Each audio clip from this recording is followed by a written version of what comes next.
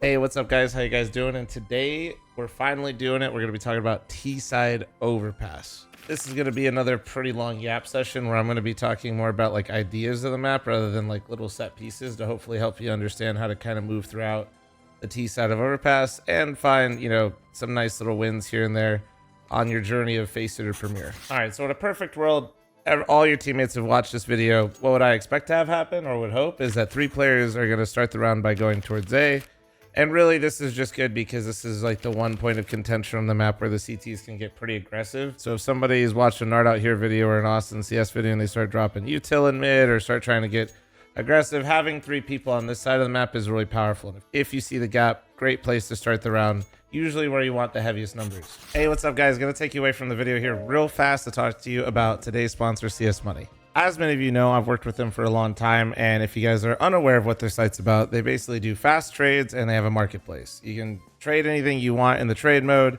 They have super low prices that are lower than Steam. They got like 1 million skins, and if you want to buy or purchase something instead, you can always use PayPal or crypto as well for the marketplace. If you're looking to get rid of your skins or you're looking to move on some skins, they also have an instant sell feature as well, which is absolutely sick. So they've changed the prices recently to give better pricing on the instant sell as well. And if you're super into it, you can also look and buy for something brand new almost instantly on the spot. So if any of this sounds interesting to you, make sure you guys check out my link below. That supports me. And without further ado, let's send you back into the video and I'll stop yapping. Next, I usually like to have one person in con. Now, personally, this is my favorite position. This is where I like to be. I am the rat and connector. You always want one person kind of babysitting this area of the map. The only time you don't want to have someone in here is if you have like a clear plan to go somewhere else. So like if you're rushing B, going in here, especially if you're like solo queuing, you're kind of baiting your team. In general, you want to start here on rounds where, you feel like nobody's paying attention to it because it's probably one of the easiest places to rotate through the entire map. And then last but not least, you have the absolute rat of the team. You are the B guy. You're the guy that for whatever reason, everybody else goes A and connector. And for some reason, you just love to sit outside of B and that's your jam. And your job really is just to kind of maintain this side of the map, make sure the CTs don't get greedy.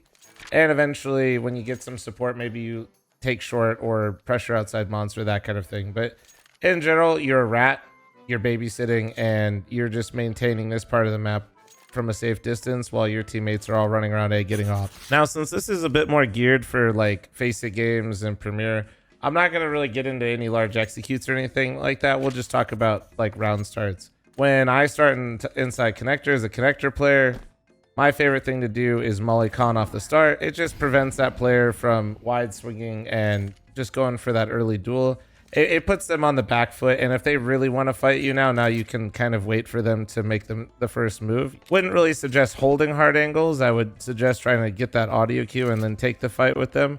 Also, there's a lot of things on the map that can mess with you as a connector player, so you need to be really in tune with what your teammates around the map are doing. If your teammates, for example, are just getting to fountain, you're still in connector, I wouldn't really advise going up con quite yet, because what's going to end up happening is you're going to get all the attention, right? You need to understand that you are very susceptible to multiple places. You could get pop flash through here. If somebody's a Giga Chad and knows how to nade the door and flash you, you get peeked from short.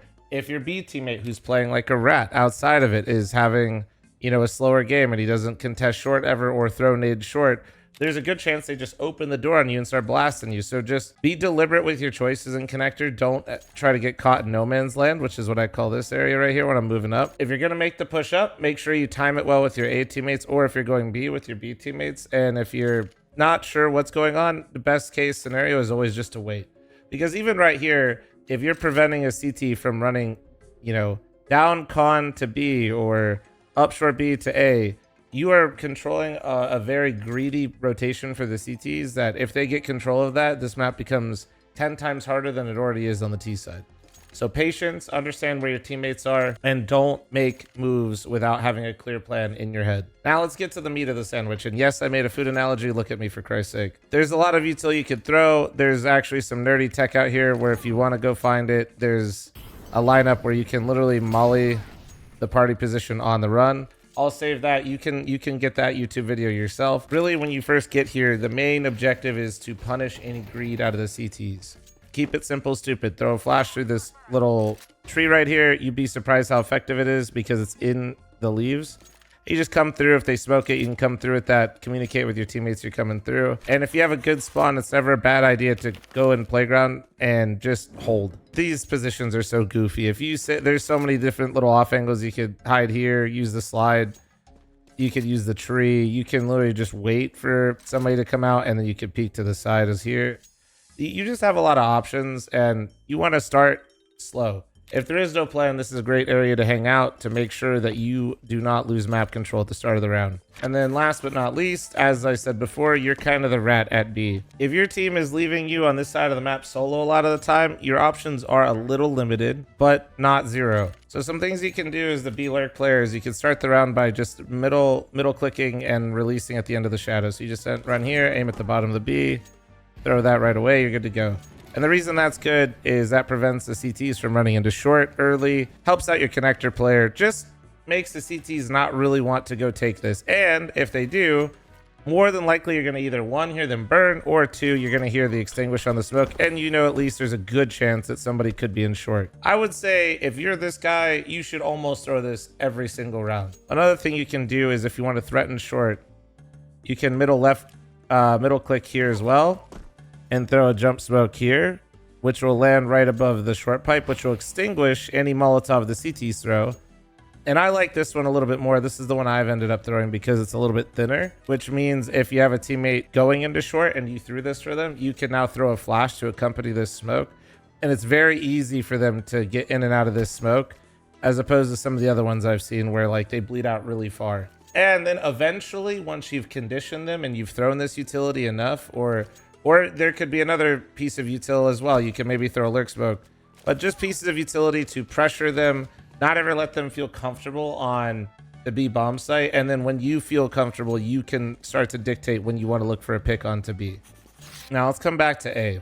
Now A is all about just like figuring out where that op is and respecting the op. I'm not going to show you some grand A execute because let's be real, even in my face it games, in most premier games, these rounds are finished before you hit the bomb site. Somebody is always in connector when they shouldn't be, and you can capitalize on killing them. Somebody's overstaying in bathrooms because, well, they're older and they don't have as much self-control. Some people are just overextending because they think they're like Kenny S in his prime or Nitro on liquid holding long, and they just overstay. So really, this game is about not dying to the op and respecting where the op can be, but using your util to take some of the map control back to catch all the greedy players that will be in your games. So first things first, if you know they're not in party anymore, you kind of hung out for a little bit in this mid area and the dust has settled a bit.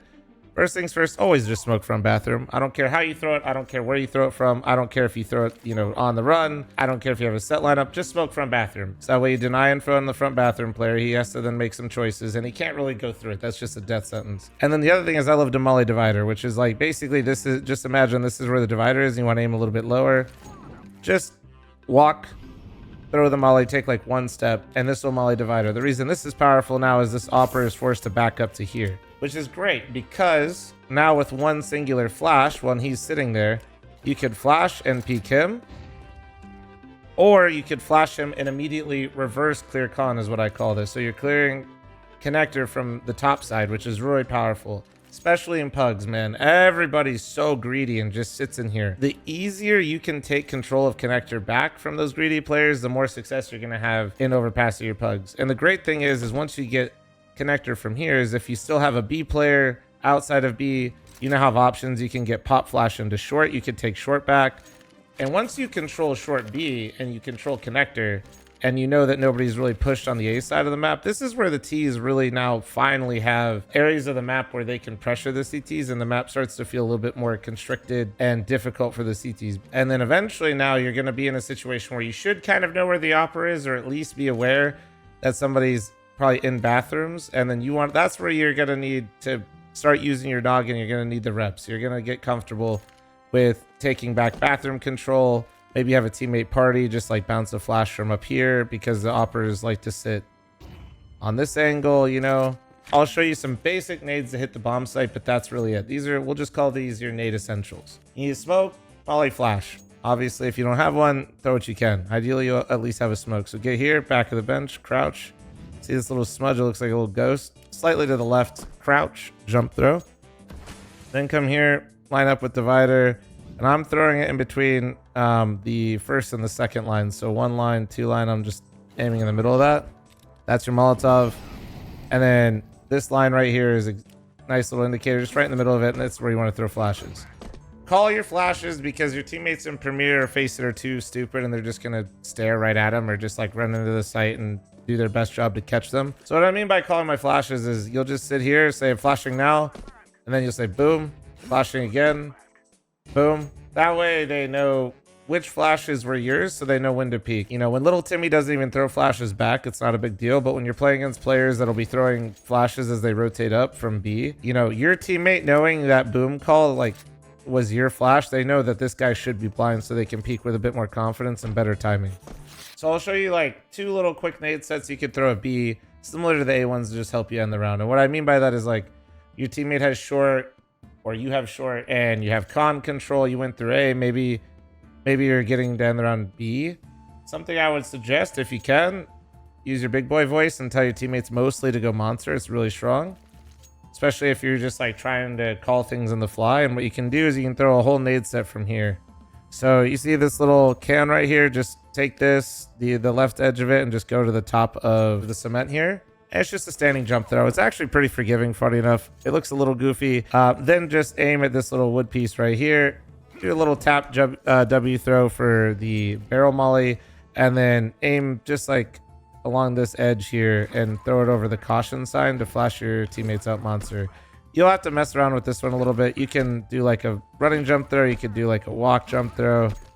Just whatever feels most comfortable. It's not a perfect one. It's not a perfect lineup, but the idea is you're trying to have it pop right here. So that way, if the guy's sitting here, he'll still get blind for your teammates coming out. Somebody being here will still get blind. You're essentially flashing them out of monster, and that's the most important like initial point of contact. Another one that you can do just really quickly is you could just aim here, smoke heaven from here, and then aim at this wood piece and then flash them out quickly. This is what I do more so in my games, just because it's a little bit quicker, a little bit easier, and I don't usually have a molly as the connector player, but I don't trust other people's utils, so I throw it myself. But those would be the 2 nade sets that I personally use to try to get my teammates on monster and hopefully win the round. Biggest thing you should always be worried about at the start of most of the rounds is that A aggression. Make sure you're controlling connectors at T as much as possible. Punish any early aggression from the CTs. That's an invitation for you. That's the name of the game. A lot of these games that you're going to be playing, a lot of CTs will be greedy, and if you can punish that the majority of the time, you'll start winning a lot more T rounds than you're used to. So control connector, respect the A aggression. Don't forget about the B bomb site. Short B is your friend. It seems simple, but this map is incredibly fluid. It's not an easy map. It's going to take a lot of time to get used to it. Really, what you have to get used to is in the middle of these rounds that I can't ever really teach anyone, and nobody can teach besides just playing a bit, which is there's just so many timings in the round, and understanding what your teammates were maintaining for map control helps eliminate a lot of those timings and can help you have a better idea of what they are. But that's the name of the game. That's why we play the game. It's going to take some time, so be patient with yourself, but try to keep it as simple as you can. As always, if you guys enjoyed the video, please don't forget to leave a like, subscribe to the channel, hit the bell, all that good stuff. Leave a comment below if there's anything that's been frustrating you in solo queue or Face It or Premiere, and maybe I'll make a video about it. Catch you guys in the next one.